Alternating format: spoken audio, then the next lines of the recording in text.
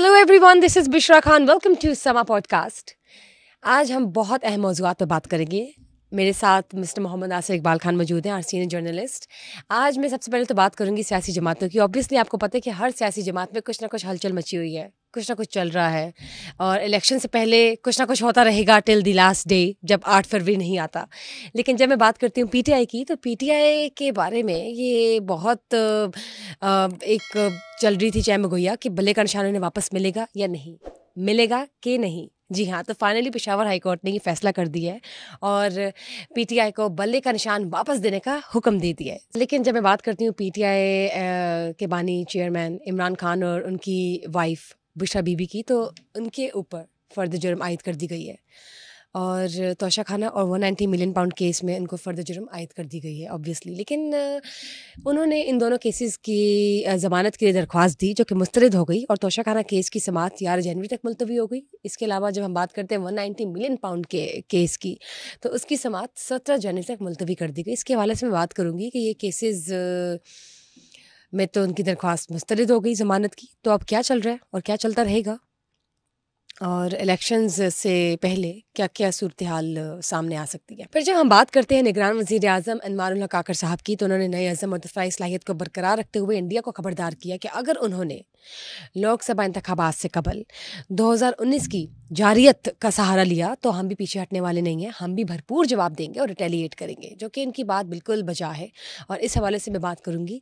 इसके अलावा जब मैं बात करती हूँ शरीफ ख़ानदान की, तो शरीफ ख़ानदान के 6 करप्शन केसेस जो थे उसमें उनको रिलीफ मिल गया है. स्पेशली जब मैं बात करती हूँ शरीफ ट्रस्ट की, तो उसमें होने वाली तहकीकात को बंद कर दिया गया है और उस तहकीकात को बंद करने की मंजूरी दे दी गई है. जो 6 करप्शन केसेस हैं, अब जब मैं उनको लिस्ट डाउन करती हूँ और आपसे शेयर करती हूँ, तो मुझे समझ नहीं आएगी और शायद आप भी नोटिस करें कि फिर ये खुले क्यों थे.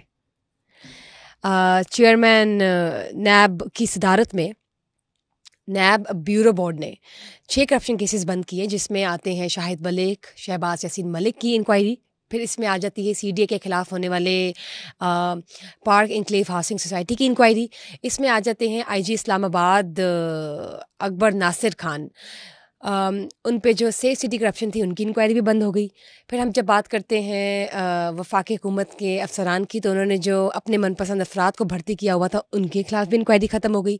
फिर शरीफ ट्रस्ट की तहकीकात भी ख़त्म हो गई. तो ये सारे केसेस नैब में फिर आए क्यों थे अगर बंद ही होने थे, इसके हवाले से हम बात करेंगे. इसके अलावा मैं बात करना चाहती हूँ कि जब कोई इस दुनिया से चला जाता है, ऑब्वियसली वन समवन्स डाई, जब कोई मर जाता है या अल्लाह को प्यारा हो जाता है, तो फिर ख़त्म हो गया ना. अब वो अच्छा था कि बुरा था कि जो केसेस उसके साथ ही रैप हो जाते हैं. तो फिर रिटायर्ड जनरल परवेज़ मुशर्रफ की सज़ाए मौत का जो सारा केस है, वो खसूसी अदालत ने अब तक बरकरार क्यों रखा हुआ है. इसके अलावा उनके जो वकील हैं हामिद खान, उन्होंने सज़ा के ख़िलाफ़ अपील भी की, which is sort of a criminal appeal. इसके हवाले से मैं बात करूँगी. लेकिन एक और मैं बात करती चलूँ जो कि बहुत अच्छी लगी मुझे, हमारे सदर की, हमारे प्रेसिडेंट की, मिस्टर आरिफ अलवी की, कि उन्होंने स्पेशल पर्सनस पर आवाज़ उठाई. उन्होंने डिफरेंटली एबल्ड स्पेशल पर्सनस, जो कि डिसेबल्ड के नाम से जाने जाते हैं, लेकिन डिसेबल्ड वर्ड जो है वो हम यूजुअली यूज़ नहीं करते अब, क्योंकि डिसेबल्ड वर्ड जब हम यूज़ करें तो वो आप उनको demotivate, it seems like if we are demotivating them. The best term to highlight them is to use it as differently abled. तो डिफरेंटली एबल्ड स्पेशल पर्सनस के लिए उन्होंने कहा कि ऑलमोस्ट 12% जो हमारी पूरी पाकिस्तानी अवाम है, उसमें 12% जो है वो डिफरेंटली एबल्ड हैं, लेकिन they are just differently abled. It doesn't mean कि they can do anything, they are just differently able and they are very talented. और उनको उनके हुनर के मुताबिक सरकारी और प्राइवेट इदारों में भी जगह दी जाए. स्कूल्स और निजी अस्पताल और कॉलेजेस और हर जगह पे उनको स्पेस दी जाए, बच्चों को भी स्पेस दी जाए. उनके लिए उन्होंने सीएसएस फोरम पे भी स्पेशल रूल्स रखे हैं. 2 साल एक्स्ट्रा भी उनके बढ़ा दिए गए हैं, उनको एक्स्ट्रा टाइमिंग्स दिए गए हैं पेपर्स के लिए. बहुत सी चीज़ें हैं जो कि स्पेशल पर्सनस के लिए उन्होंने कहा है कि ईजी होनी चाहिए, उनका हक है और उनको मिलनी चाहिए. somehow they are differently abled if you compare them with the normal human beings. और स्पेशल पर्सनस के कोटे के लिए उन्होंने आवाज़ उठाई है. इस बारे में मैं बात करूँगी. मैं बात करती हूँ जस्टिस मुज़ाहिर अकबर अली नकवी साहब की. तो उन्होंने हाल ही में रेजिग्नेशन दिया है और रेजिग्नेशन उन्होंने प्रेसिडेंट आरिफ अलवी को भिजवा दिया है. उन्होंने रेजिग्नेशन में ये बात भी वाज़िया की है, अपना मौक़िफ़ बयान किया है कि अब वो अपने ओहदे पर काम नहीं कर सकते और उनके लिए अपने ओहदे पर काम करना मुमकिन नहीं. جبکہ ان کے اوپر سپریم جوڈیشل کونسل میں کافی کرپشن کے حوالے سے الزامات لگے ہوئے ہیں اور ہی از انڈر ٹرائل. تو دیکھتے ہیں اس کے حوالے سے اب کیا ہوتا ہے. اب یہ ریزگنیشن دینا اس وقت کیا اس کی صورتحال سامنے آتی ہے؟ Let's just ask. السلام علیکم. وعلیکم السلام. کیسے ہیں سر آپ؟ ٹھیک ہے اللہ کا شکر. آپ خیریت سے ہیں؟ اللہ کا شکر. Thank you. سر مجھے یہ بتائیے کہ جب ہم بات کرتے ہیں پی ٹی آئی کی تو فائنلی پشاور ہائی کورٹ نے انہیں بلے کا نشان واپس دینے کا حکم کر دیا ہے. تو اس بارے میں آپ کیا بات کریں گے؟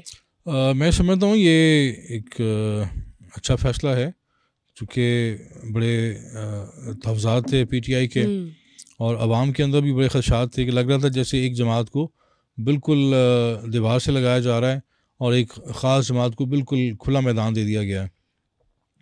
تو اب میرا خیال ہے کہ پی ٹی آئی کے گلے شکوے ختم ہو جائیں گے اور وہ سنجیدہ ہو کر انتخابی میدان میں اتریں گے. یہ تو ہے. اور تمام جماعتوں کو اب میں سمجھتا ہوں کہ یکساں مواقع ملنے چاہیے، یکساں ماحول ملنا چاہیے، اور سیاسی جماعتوں کا بھی یہ ایک اخلاقی فرض ہے کہ وہ صحت مند ماحول کے ساتھ اپنا جو پروگرام ہے، منشور ہے، وہ لے کے عوام کے پاس جائیں.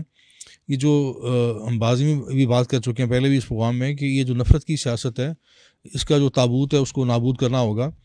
میں جب سوشل میڈیا پہ دیکھتا ہوں تو سر شرم سے جھک جاتا ہے کہ ہماری جو پڑھے لکھے نوجوان ہیں، نوجوان طبقہ ہے، اتنی زیادہ وہ قابل اعتراض ان کی گفتگو ہوتی ہے، آپس میں جو بحث ہوتی ہے یا کامنٹس ہوتے ہیں، یہ اتنی زیادہ یہ جو سوچ کے اندر انتہا پسندی ہے. آپ آزاد ہیں لیکن مادر پدر آزادی وہ کسی بھی قوم کو راس نہیں آتی. آپ مہذب انداز سے، ذمہ دارانہ انداز سے اپنے جو سیاسی نظریات ہیں ان کا پرچار کریں، لیکن یہ جو اتنی زیادہ نفرت، اتنا زیادہ جنون جو ہماری گفتگو میں آ گیا ہے، عدم برداشت آ گئی ہے، اور گالی گلوچ جو میں دیکھتا ہوں لوگ استعمال کرتے ہیں سوشل میڈیا پر، یہ بہت بڑا ایک میں سمجھتا ہوں ایک ہمارا قومی المیہ ہے. تو اس سے پہلے کہ یہ ہم ساری حدیں عبور کر جائیں من حیث القوم، تو ہمیں اپنے خود کو اپنی لگامیں خود کھینچنا ہوگی.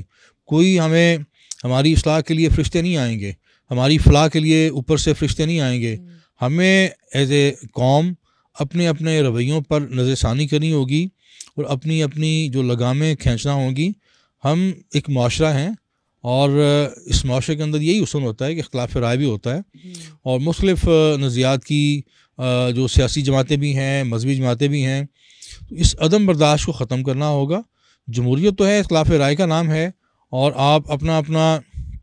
آپ اپنی جو لکیر ہے اس کو آگے بڑھائیں، نہ کہ آپ دوسری کی لکیر کو اس پہ میں سمجھتا ہوں پیٹنا شروع کر دیں یا اس کو ڈیلیٹ کرنے کے لیے اس پہ اپنی توانائیاں ضائع کرنے کی بجائے آپ اپنا کام آگے بڑھائیں.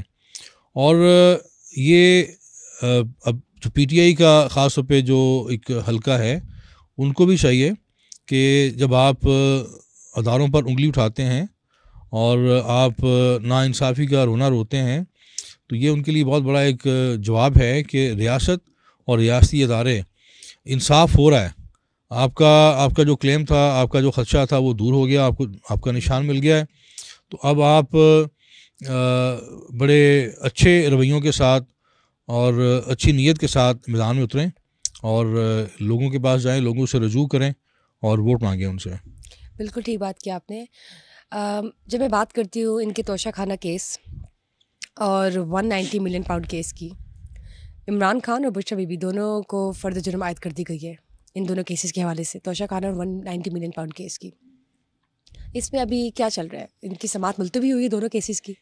دیکھیں، یہ اب کیس اور زیادہ میچور ہو جاتا ہے جب فرد جرم لگ جاتی ہے، تو کیس بہت زیادہ کہنا چاہیے میچور بھی ہو جاتا ہے اور مضبوط بھی ہو جاتا ہے. اور جس طرح میں نے پہلے عرض کیا کہ بھار کیف جو انصاف کے ایوان ہیں وہاں سے ریلیف مل رہا ہے.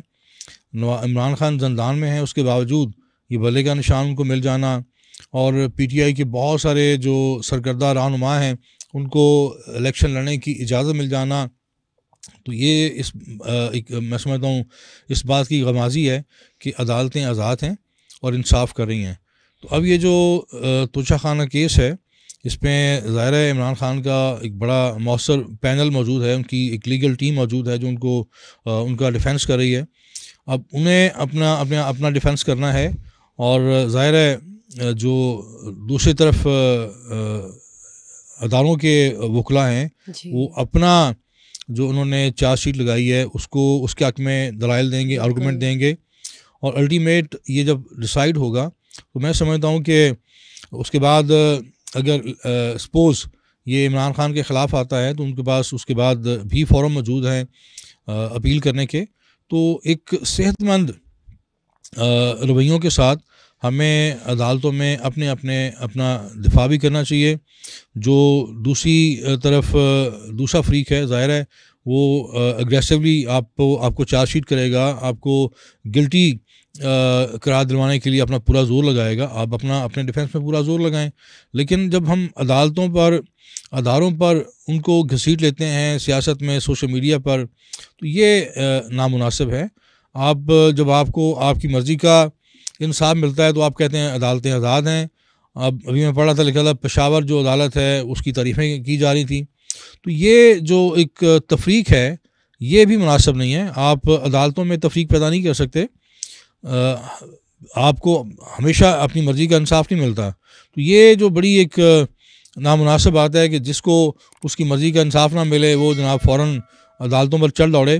تو یہ ایک جماعت نہیں ہے. بدقسمتی سے مسلم لیگ نون جو ہے وہ بھی یہی کچھ کر چکی ہے ماضی میں، بلکہ ماضی قریب میں بھی، ماضی بعید میں بھی. عدالت عظمیٰ پر جو ایک بڑا ناخوشگوار حملہ ہے عدالت عظمیٰ پر، سپریم کورٹ پر، اگر آپ اس کی بات کریں تو ظاہر ہے اس میں پھر آپ کو جو ملزم فریق میں مسلم لیگ نون نظر آئے گی. تو جو بھی جماعت چاہے ماضی میں یہ سب کچھ کر چکی ہے یا ماضی قریب میں کر چکی ہے، ان سب کو جو اپنا یہ سیاہ ماضی ہے اس کو دھونے کے لیے، ان جو اپنے دامن پہ داغ لگائے ہیں خود، اس کو صاف کرنے کے لیے اپنے رویوں سے یہ ثبوت دینا ہے کہ اب وہ میچور ہو گئے ہیں.